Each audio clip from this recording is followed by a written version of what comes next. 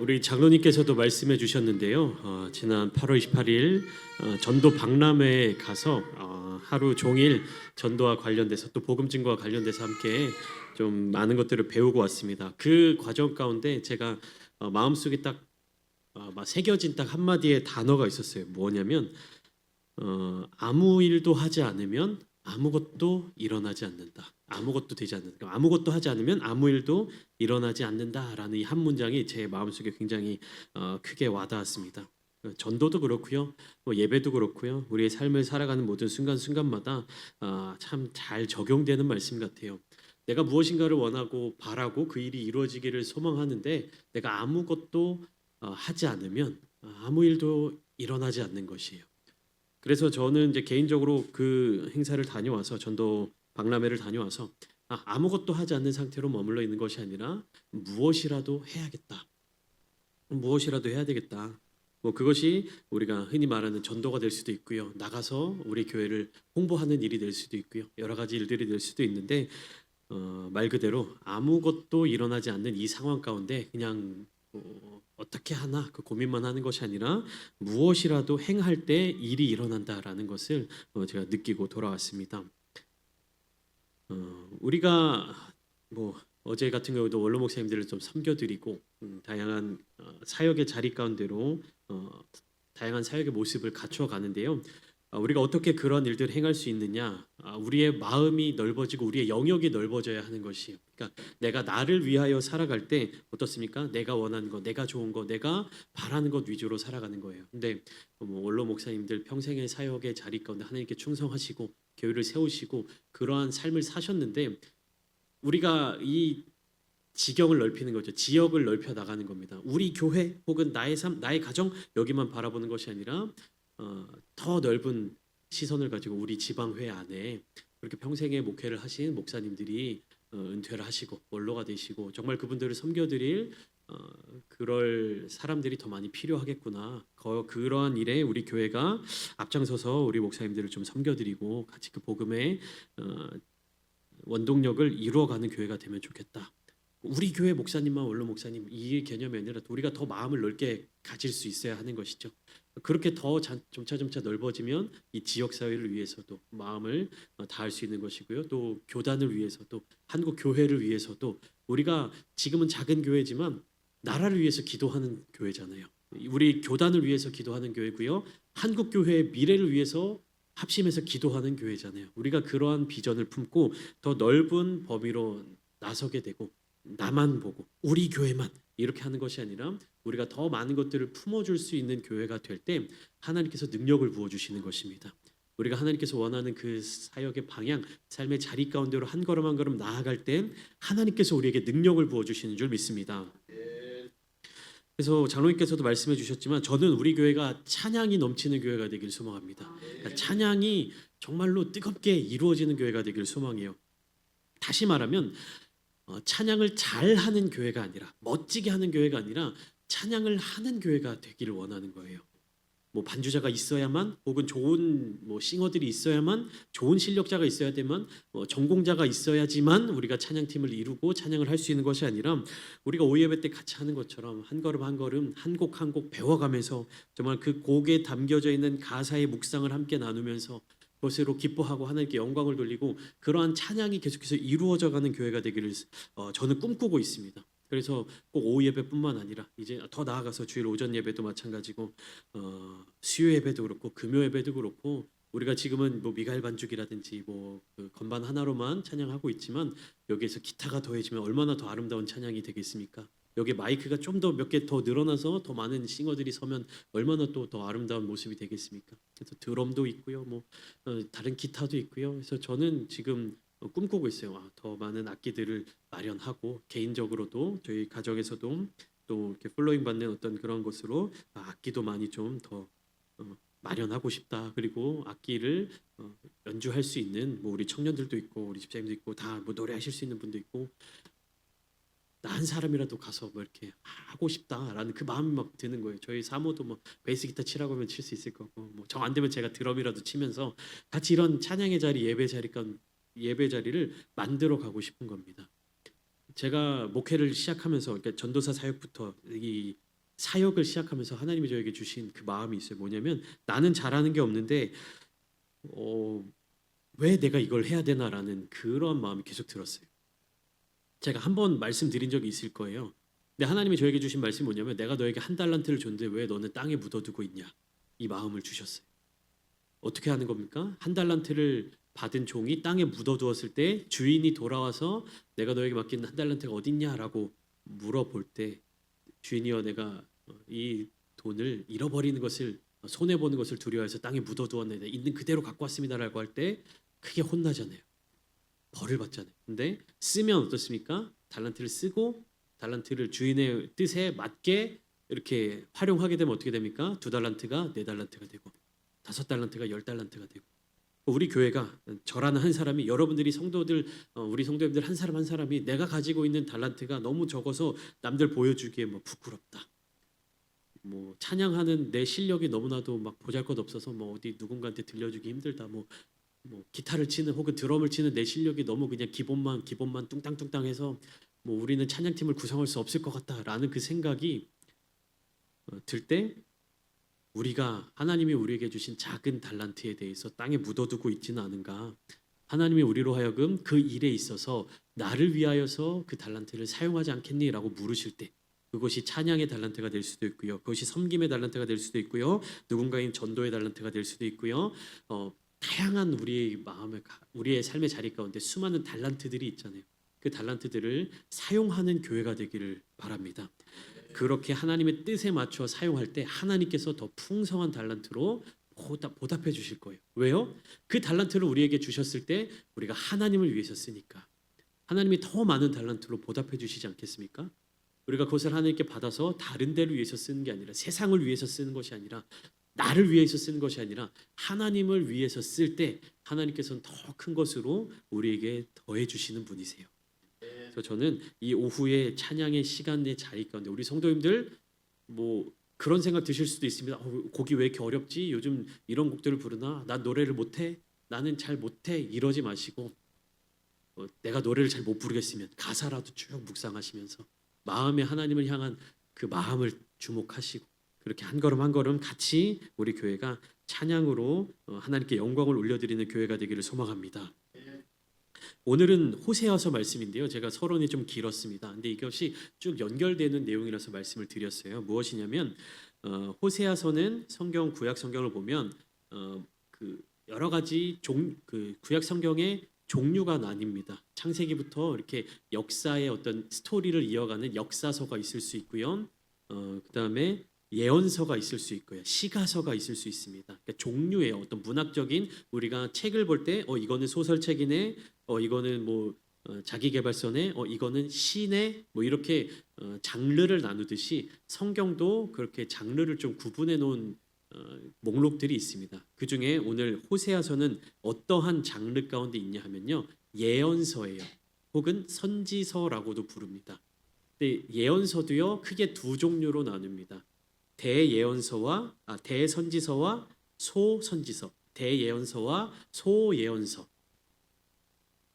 그러니까 우리가 생각할 때 대선지서라고 하면 뭐 이사야, 예레미야, 에가, 에스겔, 다니엘 이렇게 5권이 대선지서입니다. 근데 우리가 대선지서, 소선지서라고 하면 뭔가 능력이 위대하고 뭐 업적을 남기고 뭐 이런 것으로 생각할 수 있는데 그런 것이 아니라 그냥 분량이 많은 그 선지서를 대선지서라고 하고요. 분량이 적게 있는 예언서들을 소선지서 혹은 소예언서라고 이야기합니다.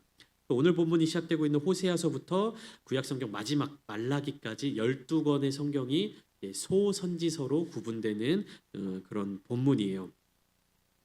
이 소선지서의 전체 주제는 결국 무엇이냐면 하나님의 언약 백성에 대한 경고와 회복의 메시지가 함께 담겨져 있다라는 것이에요. 하나님께서 경고하시는 거예요. 이스라엘아 그러지 말아라. 유대민족아 그러지 말아라. 그러면 안 된다. 심판의 자리 가운데로 너희가 나아갈 수밖에 없다라고 말씀하시면서 심판의 메시지만 주시는 것이 아니라 동시에 회복될 수 있는 그 길을 열어주시는 하나님의 은혜를 보여주는 게 이 예언서의 전체적인 맥락입니다. 소선지서가 호세아서로부터 순서가 시작돼서 말라기까지 이루어지는데 이것을 성경학자들은 무엇에 대입해서 바라보냐면 이 결혼 관계에 대입해서 이렇게 바라보는 거예요. 그래서 호세아서는 결혼에 관한 메시지, 결혼에 관한 이미지를 통해서 하나님의 뜻을 전달해 주고 있고요. 말라기, 구약 성경의 마지막 말라기서에 가게 되면 결혼과 이혼 이런 관념을 통해서 하나님과 이스라엘 민족의 그 관계를 표현하고 있습니다. 혼인 관계, 결혼 관계는 누구와 누구의 관계입니까? 남편과 아내의 관계죠. 남편과 아내의 관계가 우리가 상식적으로 생각할 때 어떠한 관계가 되어야 하느냐? 친밀한 관계가 되어야 하는 것이고 신뢰의 관계가 되어야 하는 것이고 그 관계를 통해서 가정이 이루어져야 한다. 우리가 생각하는 이미지들이 있죠. 부부 관계, 남편과 아내의 관계가 어때야 하는가? 하나님께서는요 이 선지서를 통해서 신약 성경에 들어와서 서신서들을 통해서도 바울이 강조하고 있는 부분들이 있지만 이 부부 관계, 남편과 아내의 관계를 통해서 하나님이 얼마나 이스라엘 자손들을 사랑하고 계시는지 그리고 얼마나 기다리고 계시는지 그 부분을 보여주고 계신 것입니다. 그래서 우리가 이 소선지서를 읽을 때 이게 예언서라고 하는 거니까 어떠한 미래에 대한 예언으로 구성되어 있는 그런 이야기구나라고만 생각하는 것이 아니라 하나님의 약속을 기억하고 그 약속이 어떻게 이루어져 가는지 그리고 하나님께서는 그 약속을 지키기 위해서 굳건하게 붙잡고 계시는데 이스라엘 백성들이 얼마나 하나님의 약속으로부터 멀어져서 하나님이 약속하신 그 미래를 성취하지 못하고 있는지를 우리가 깨달아야 되는 것이에요. 하나님이 얼마나 신실하신 분이신지 그러나 반면에 이스라엘 자손들이 얼마나 하나님의 신실하심에 반응하지 못하고 계속해서 불순종하고 있는지를 우리가 이 말씀을 통해서 깨달을 수 있어야 한다. 그래서 호세아서를 보면요 굉장히 독특한 내용이 담겨져 있습니다. 무엇이냐면요 하나님이 이 선지자인 호세아에게 결혼할 짝을 예비해 두셨어요. 너 이 여자와 같이 이 여자와 결혼해서 함께 살아라. 이 여자와 같이 가정을 꾸려라 라고 말씀해 주시는데요. 우리가 오늘 본문을 읽었지만 이 여자가 어떤 여자입니까? 2절 말씀을 보시면 호세아에게 이르시되 너는 가서 음란한 여자를 맞이하여 음란한 자식들을 낳아라 이렇게 명령하십니다. 여러분 음란한 여자는 어떤 사람입니까? 쉽게 말해서 남편이 아닌 다른 남자들에게도 관심을 갖는 여자예요. 오늘날로 따지면 바람기가 충만한 다른 남자들에 대한 관심으로 가득 찬 남편 하나만으로 만족하지 못하는 이렇게 표현할 수 있습니다. 근데 하나님이 선지자, 하나님의 선지자에게 그런 여자를 가서 아내로 맞아서 자녀들을 낳으라고 하는데 자식들도 어떤 자식들이에요? 음란한 자식들을 낳아라. 이렇게 하나님이 명령하고 계시는 것입니다. 하나님 왜 그러셨을까? 왜 하나님의 선지자에게 그러한 어려운 가정을 이루도록 하셨을까? 라는 질문에 대해서 우리가 호세아서 전체를 통해서 답을 찾아가야 하는 것이에요. 그럼 하나님이 이 호세아 선지자의 가정을 통해서 무엇을 보여주고 싶으신 걸까? 그것을 우리가 찾아야 되는 것입니다. 간단하게 호세아서의 개요를 한번 살펴보시면 저자와 시대적인 배경이 간단하게 나와 있습니다. 1절에 우시야와 요담과 아하스와 히스기야가 이어 유다 왕이 된 시대에 곧 요아스의 아들 여로보암이 이스라엘 왕이 된 시대에 부엘리의 아들 호세아에게 임한 여호와의 말씀이라 1절에 이렇게 소개되고 있는데 한번 말씀을 보시면 사람들의 이름이 많이 나와서 뭐가 복잡해 보여요. 근데 그냥 이렇게 구분하면 됩니다. 남유다 왕국과 북이스라엘 왕국, 남북으로 분열되어 있는 가나안 땅이에요. 그때 남유다에는 어떤 왕들이 통치를 하고 있었느냐? 우시야, 그다음에 요담, 아하스, 히스기야가 이렇게 대를 이어서 통치를 하던 그 시기를 의미하는 것입니다. 근데 남유다가 그렇게 히스기야까지 이어질 때 북이스라엘의 왕은 누구였냐? 여로보암이라는 왕이었어요. 여로보암 2세. 여로보암이라는 왕이 다스리고 있었던 그때에 호세아가 선지자로서 하나님의 말씀을 받고 이스라엘 땅에 그 말씀을 전하는 장면들로 이어지는 것입니다. 이 여로보암이 이스라엘의 왕이 된 이 시대가 정치적으로 역사적으로 어떤 시대였냐 하면 북이스라엘이 가장 강력한 왕권을 차지하고 있었던 때입니다. 영토가 가장 넓어졌던 시기였어요. 굉장히 아이러니한 게 역사적으로 그 국가 경제적으로 혹은 국가 권력적으로는 굉장히 강한 힘을 가지고 있었던 때였지만 영적으로는 가장 타락한 시기였습니다. 여러분, 이러한 왕이 또 누가 있었는지 기억나십니까? 그 정치적으로, 경제적으로, 군사적으로 가장 강력한 왕권 시대를 왕권 시대였지만 영적으로는 가장 타락했던 북이스라엘의 왕이 또 한 사람 있었어요. 제가 고구려의 광개토대왕과 장수왕의 관계처럼 묘사해서 한번 소개해드린 적이 있어요. 누군지 기억나십니까? 아합 왕이에요. 아합 왕의 시대가 경제적으로 역사적으로 북이스라엘 왕국 아람 땅까지도 정복할 정도로 그 굉장히 강력한 힘을 가졌던 때였어요. 근데 아합 왕의 시대가 어떤 시대였습니까? 그 오므리 아합. 하나님의 보시기에는 가장 우상 숭배가 심하고 가장 음란하게 하나님을 거역했던 시대였습니다. 마찬가지로 여로보암의 시대도요. 굉장히 강한 왕권을 가졌던 시기였어요. 예후, 아합 왕조를 무너뜨린 예후의 증손자가 여로보암이에요. 통치 기간도 굉장히 깁니다. 41년 동안 통치를 했어요. 그러니까 얼마나 왕권이 강력하겠습니까?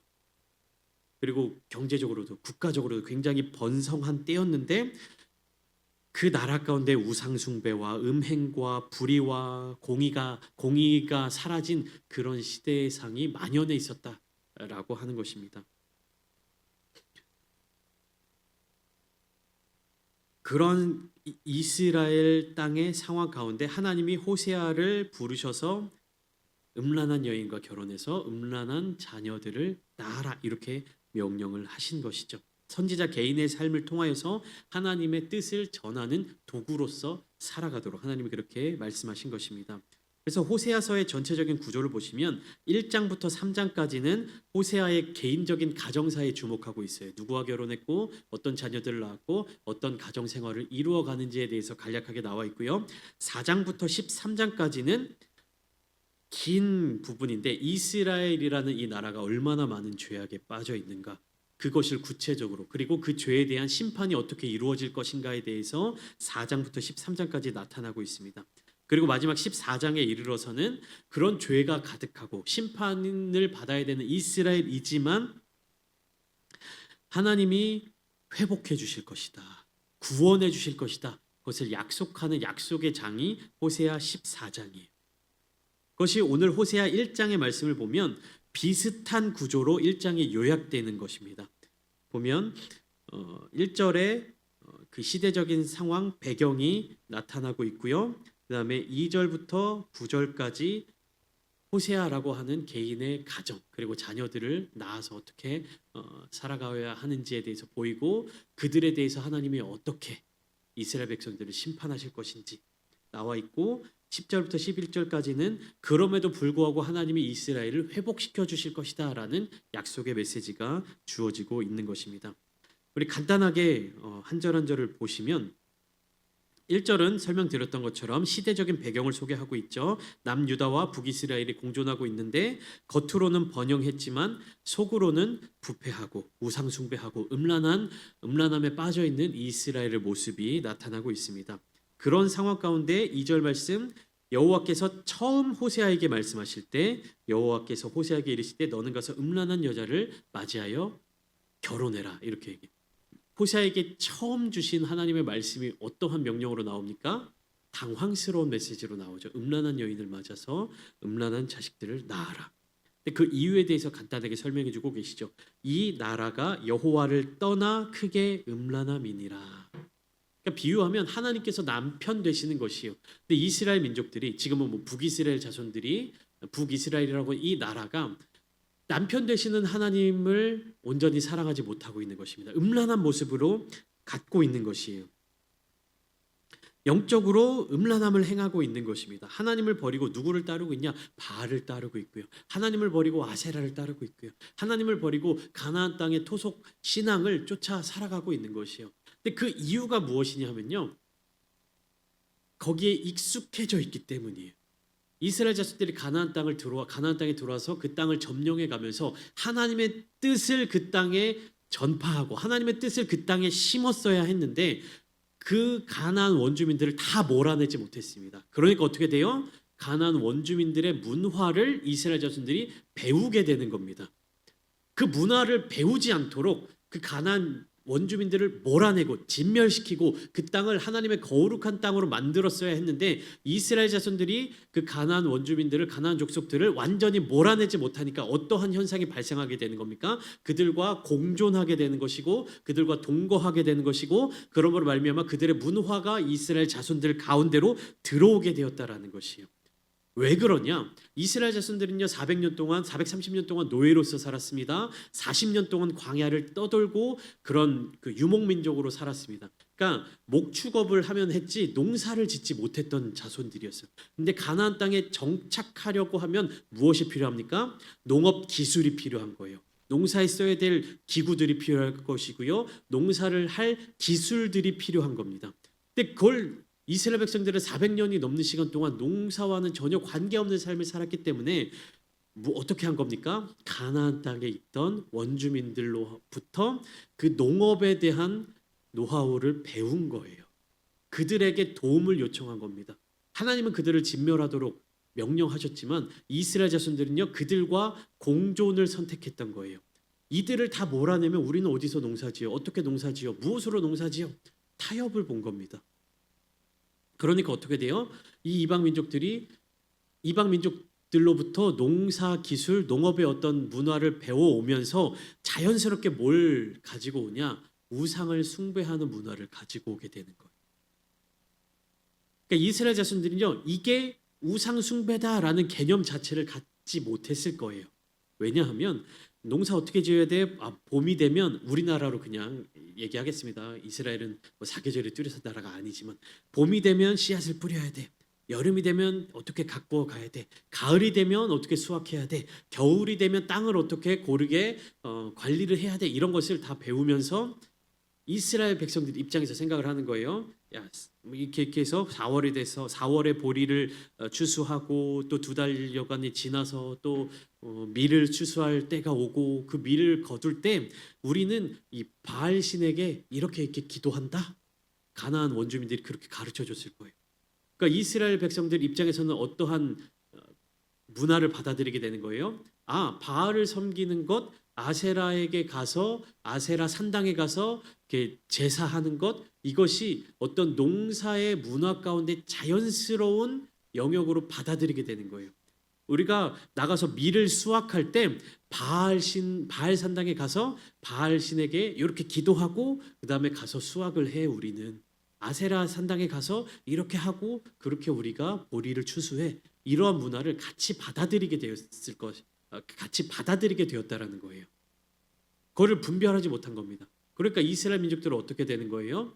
그 문화 가운데 우상 숭배, 하나님을 멀리하는, 하나님이 기뻐하시지 않는 그런 모습들을 같이 받아들이게 된 것입니다. 이것은 오늘날을 살아가는 그리스도인들에게 있어서 굉장히 중요한 문제입니다. 우리가 교회를 세우고 그리고 교회에 함께 모여 예배를 드리고 그리고 이 땅에서의 삶을 살아가면서 자연스럽게 세상의 문화, 세상의 어떠한 모습, 세상의 환경 가운데 놓여져 살아갈 수밖에 없습니다. 물론 오늘날 우리가 그리스도인으로서 살아갈 때 세상의 문화들을 다 진멸해야 되고 뭐 세상 사람들을 다 뭐 전쟁을 벌여서 죽여야 되고 이러한 상황은 아니지만 분별력을 잃어버리면 그 세상의 문화 가운데 무엇이 하나님이 기뻐하시는 영역이고 무엇이 하나님이 기뻐하시지 않는 영역이다라는 것을 분별하지 않으면 세상의 문화를 우리가 가지고 들어올 수밖에 없다라는 것입니다. 우리가 찬양을 하겠다. 우리가 하나님께 정말로 아름다운 찬양을 올려드리겠다. 정말 기쁨으로 온 마음을 다하여서 수금과 비파와 나팔 소리로 하나님께 찬양을 하겠다라고 해서 이 건반도 쓰고요, 뭐 기타도 가지고 오고요, 드럼도 가지고 오고요, 뭐 여러 가지 음향과 사운드와 이런 것들을 막 가지고 왔을 때 그것이 어디에서도 쓰이냐? 세상 가요, 뭐 세상의 어떤 문화, 세상의 노래에서도 더 잘 쓰이잖아요.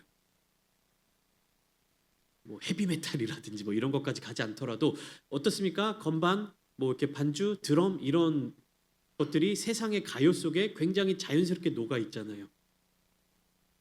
그러면 거기에서 세상의 음악적인 요소들, 세상의 음악적인 문화가 교회 안에 자연스럽게 들어올 수 있다라는 거. 한 가지 예를 들어 드리는 거예요. 세상의 가요의 멜로디에 어떤 가요의 어떤 그러한 문화의 그런 요소들이 교회로 자연스럽게 들어와서 이건 우리가 하나님을 찬양하는 찬양의 모습이야라고 하면서 세상의 속성을 그대로 가지고 갈 수도 있다. 우리가 분별력을 잃어버리면. 그러니까 이스라엘이 지금 처해 있는 상황이 그런 상황인 겁니다. 하나님을 예배한다고 하면서 어떠한 모습으로 하나님을 예배하냐? 바알을 섬기는 모습으로 하나님을 예배하는 거예요. 바알 산당에서, 바알 신전에서. 거기서 바알한테 1부 예배를 드리고 2부 예배 여호와를 찬양하는. 우리는 하나님이라고 얘기를 하지만 하나님의 이름이 무엇입니까? 여호와. 그러니까 수많은 신들 중에 한 신으로 생각하게 전락하게 돼버리는 거예요. 그래서 하나님께서는요 호세아 선지자를 부르셔서요 음란한 여인을 맞이하여서 음란한 자식들을 낳아라라고 말씀하시면서 깨어져 버리는, 그러니까 남편으로서 아내를 사랑하고 계속해서 아내를 붙잡아 돌아오게 만드는데 아내는 그 남편의 사랑을 깨닫지 못하고 계속해서 바깥으로 내도는 그러한 모습을 통해서 얼마나 이스라엘 자손들이 하나님으로부터 멀어지고 있는지, 그럼에도 불구하고 하나님께서는 얼마나 계속해서 이스라엘 자손들을 기다리고 계시는지를 보여주고 있는 것입니다. 3절부터 5절까지 말씀을 보시면 첫째 아들을 낳습니다. 이름을 뭐라고 지으라고 이야기하시죠?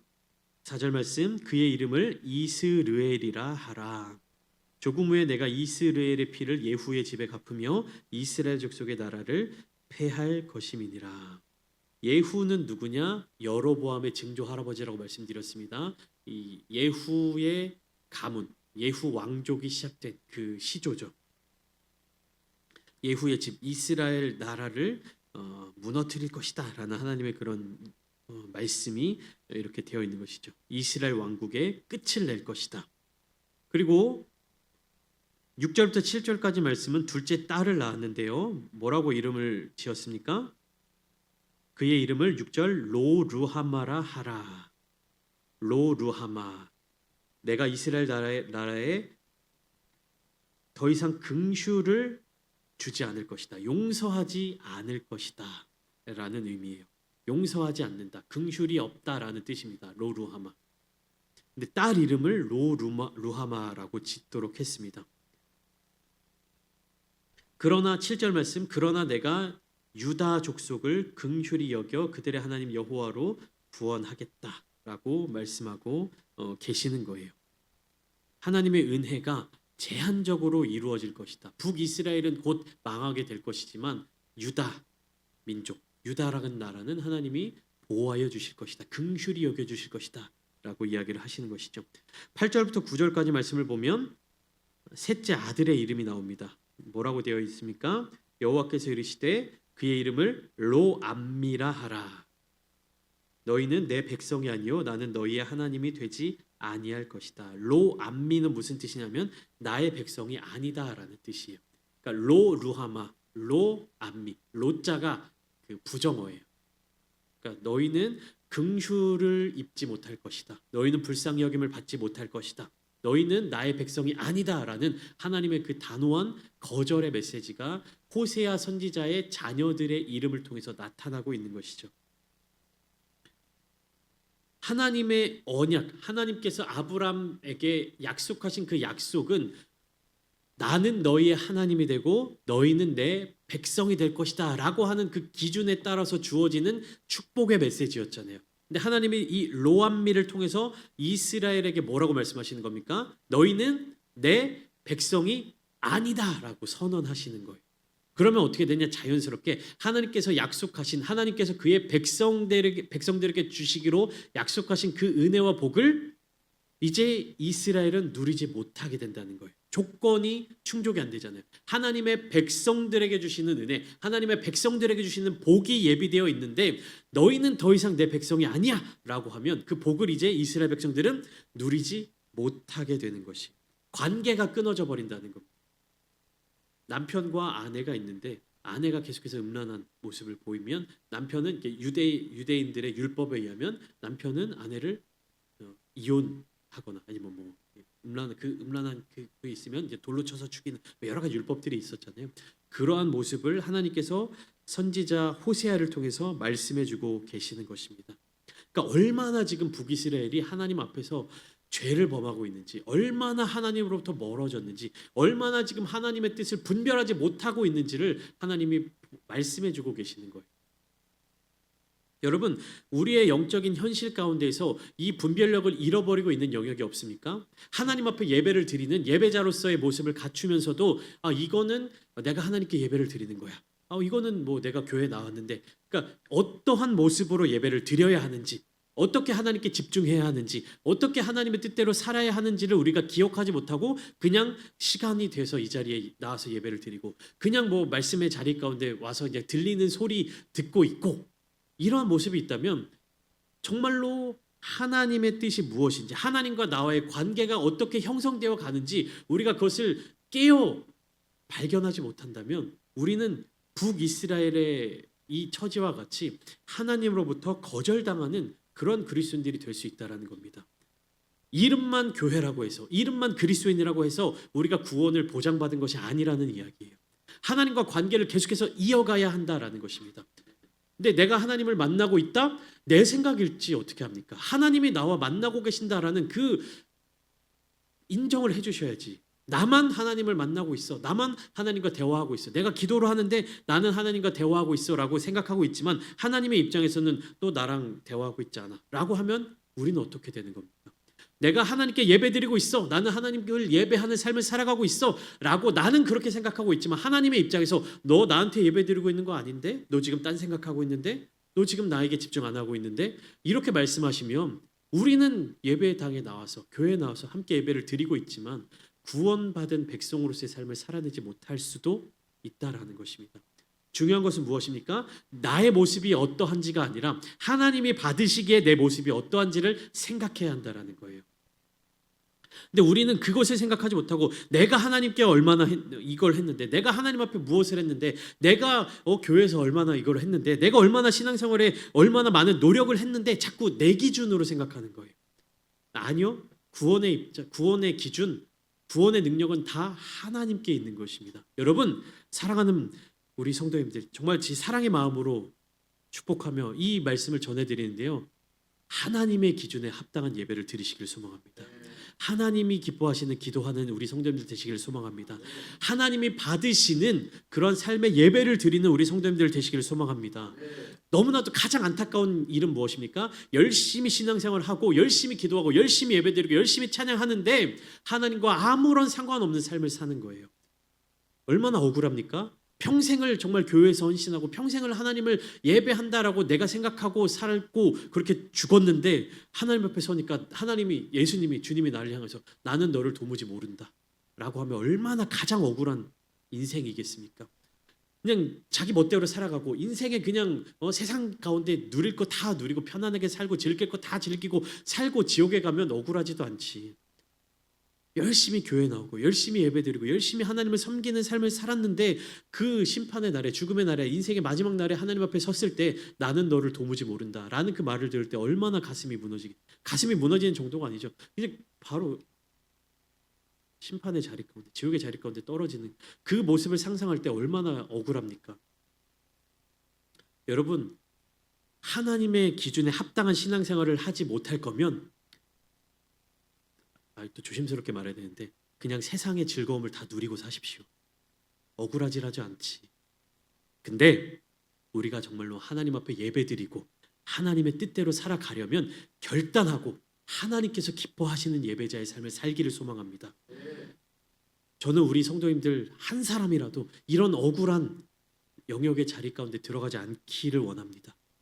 정말 그걸 위해서 너무나도 하나님 앞에 나아가고 기도하고 있는데 정말로 우리의 삶을 다해서 하나님을 예배하고 우리가 저 천국 앞에 갔을 때 하나님 앞에 섰을 때 정말 기쁨으로 예수님께서 우리 금요일 날 나눴죠. 스데반의 죽음을 기다리면서 예수님이 하나님 보좌 우편에서 서서 두 팔을 벌리며 스데반을 환영해 주시고 기다리시는 그 모습처럼 우리 성도님들 한 분 한 분 하나님 앞에 서고 우리 천국 가는 그날 그 자리 그 순간에 정말 우리 주님께서 우리 아름다운 창대교회 성도님들 두 팔 벌려서 환영해 주시는 그러한 신앙생활 하기를 소망합니다.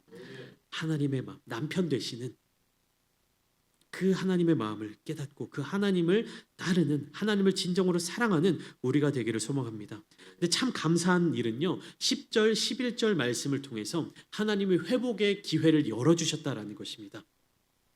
이스라엘의 죄가 아무리 크다 할지라도 이스라엘이 아무리 음란하게 하나님을 떠나서 우상 숭배를 한다 할지라도 하나님은 기다려주시는 분이시고 하나님은 회복을 원하시는 분이시고 그 회복을 약속하신 분이라는 사실입니다.